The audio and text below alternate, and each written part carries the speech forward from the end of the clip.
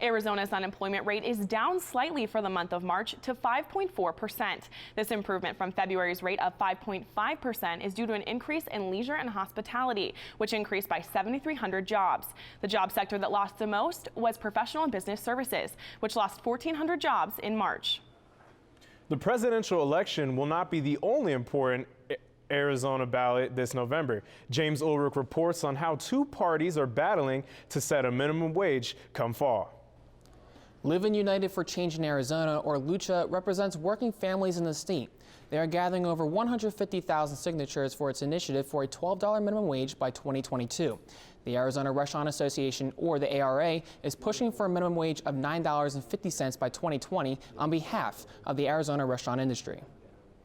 The two proposals differ by $2.50, which doesn't seem like much for a simple wage. But ARA CEO CHUCRI says there is a domino effect in raising the wage to $12. What you'll find is if you take that $2 or $3 and you multiply it times the average of 30 hours a week times 30 employees per restaurant, that number is almost $150,000 a year. The current wage, $8.05, yields an annual salary below the poverty line for a full-time worker. However, Lucha thinks raising the wage to $9.50 an hour is still not enough. $9.50 by 2020, 4 years from now, is just simply not enough to take care of our workers. And frankly, if you're working full-time and you're living at the poverty line or below it, or not able to make ends meet, then there's something very wrong with that. Lucha and the ARA have actually held meetings before, but they could not come to a compromise. We understand what they're trying to do.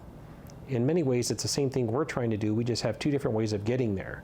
If both of the initiatives fail to get 51% of voters in November, the current minimum wage law will remain in place. But Lucha is confident. We feel that our initiative is the best initiative for workers, and once we educate our voters about what exactly the other initiative does, they'll see that it's a bad deal for workers.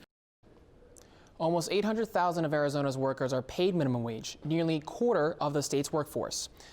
James Ulrich, Cronkite News.